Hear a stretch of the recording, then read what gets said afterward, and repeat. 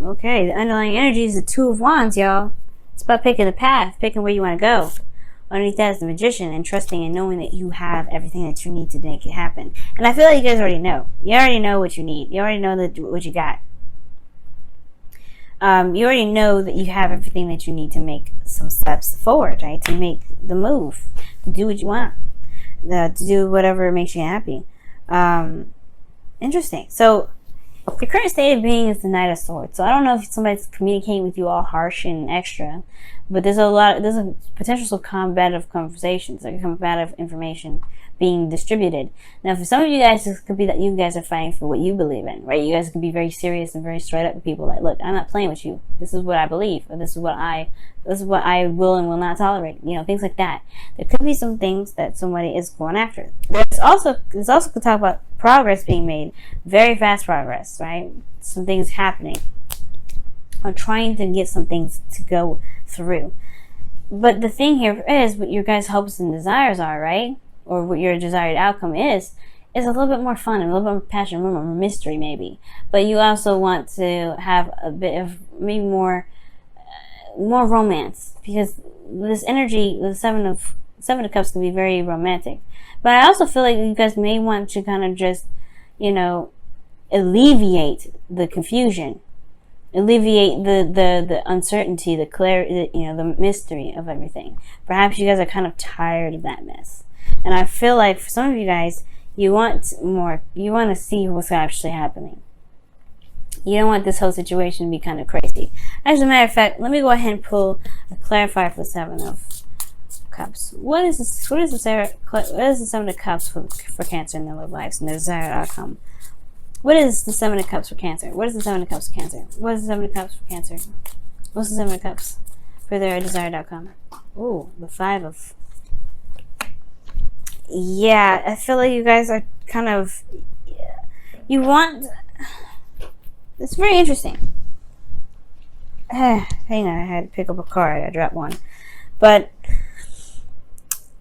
the Five of Cups indicates kind of, obviously mourning, because this person's lost something very precious to them, something from the past that meant something very dear to them. Of course, they have to honor their emotions, right? But it's the part that they believe that they can't have anything better than this that keeps them from being able to work, but to, be able to have what they want, have something even probably better than the first thing. And that person potentially does end up living in the past because all they can think about is what they've lost. So the thing here is there may be a romanticizing of the past here.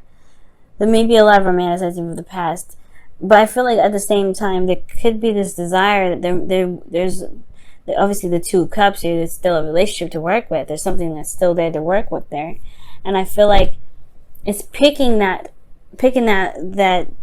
cups, picking an option that's available that really resonates with you. I feel like there may be like this desire to kind of go and and make whatever you've got left work, work for the best and be very fun and romantic and passionate.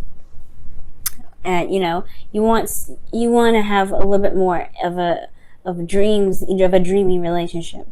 And it's not completely gone. You don't want it to believe it's completely gone. And I don't think it is. But the thing is, it's keeping the situation from being able to be romantic, or there's a lot of focusing on the past and romanticizing of the past, and the only thing that can be wonderful and great is in the past. The reason why there isn't really the ability to shift the focus and to be able to just pick the two cups and be able to make something out of the cups that you have left is potentially because there isn't a lot of things that I let go from the past. There's something here that's keeping you from being able to release the past, so that way there is space for something new to come in. So there is this new dreamy romance, and there's some sort of this exciting sort of like passionate energy that comes through, right? You want something like that, perhaps. But there isn't space for it because the past is still sitting there. The past is still very much in that space for a new love to come in. And the reason why is because of the devil. Now, the devil can come up for obsessiveness, right? And it can come up for a number of reasons.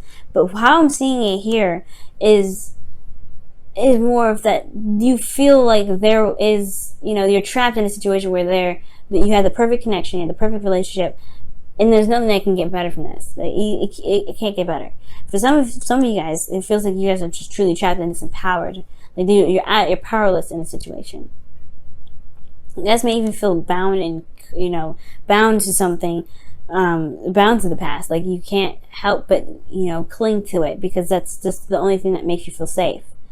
And that's not the case, right? These old habits are potentially what's keeping the past very much dormant in your current life.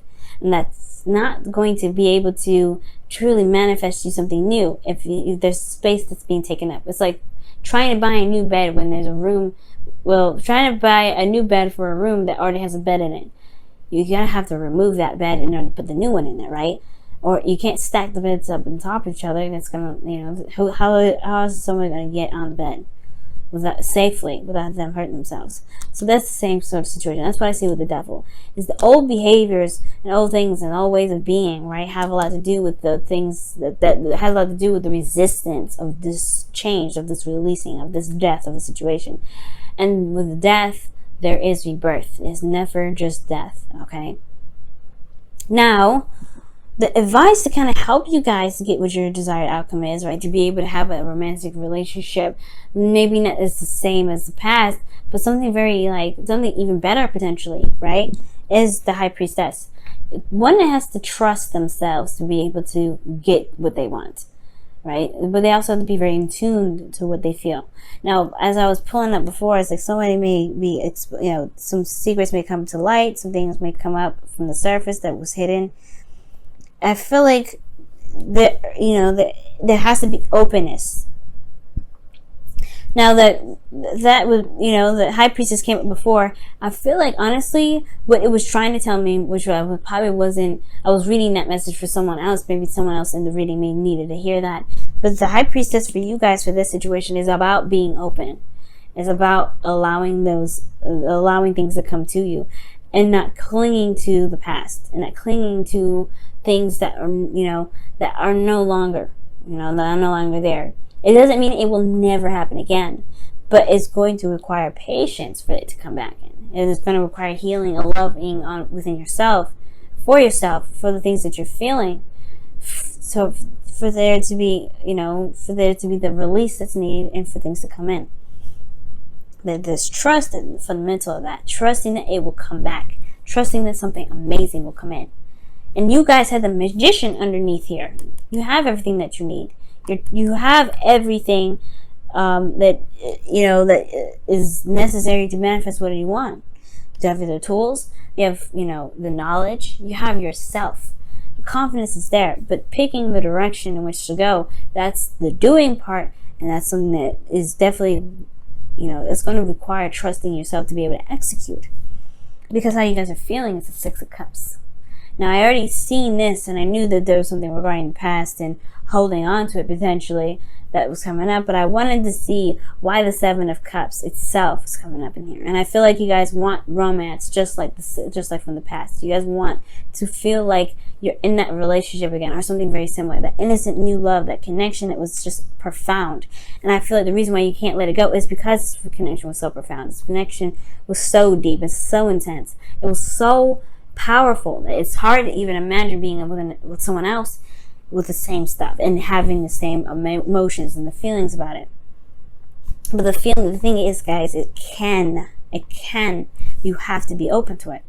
And the Six of Cups is telling me that you guys are still living in the past. You guys still feel that connection because it's profound. It echoes through you for ages and eons. It will forever, probably.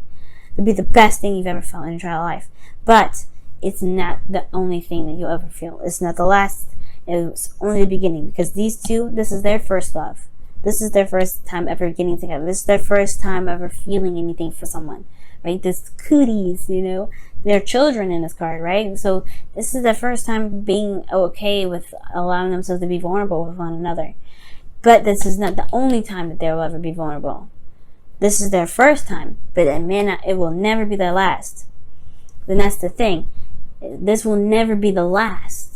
To believe that as so you are holding on to something that will potentially keep you from being able to manifest something new. And you deserve that. You deserve happiness. You deserve romance. You deserve to be in a beautiful relationship, right? That's what you, correct me if I'm wrong, right? But it's going to require you to trust that it will come to you again. It's going to require you guys to trust that. Hopes and fears, the Queen of Cups. She knows what's in her cup. She knows how she feels. She's very much aware. And you guys want to be in love. That's your hopes and fears. You want to feel so deeply in love with someone. You want someone to love you back. You want to feel that connection again. You want to feel something deep and profound. Something that rocks you to your absolute core. That's your hopes and fears. And I feel like you guys will. Because the Six of Wands is in your outcome. You guys are not the same Cancer from last year. You have a lot more experience. You guys have, are very much aware of the situation around you. The Six of Wands talks about recognition and victory through your efforts. And the effort that is talking about here, I feel, is about the internal journey. The internal journey in regarding to making peace with what has lost, but knowing that it will never be the last. And the thing is, it's like, yes, this connection is so profound and so strong, it's hard to release it. I'm not saying you to release the connection. I'm telling you to release this feeling, this pain that you may have, or this toxic kind of, behavior that you may have conjured up that makes you feel like this is the only time ever you'll ever have this love. Because I'm telling y'all, the Six of Wands is a victory. You'll be recognized, you'll be seen. That's a really good step. You free yourself from feeling trapped in a situation that you believe will never happen again. Trust me, Cancer. Trust me. Let's go ahead and see what's going on with your wisdom with the Oracle. Okay.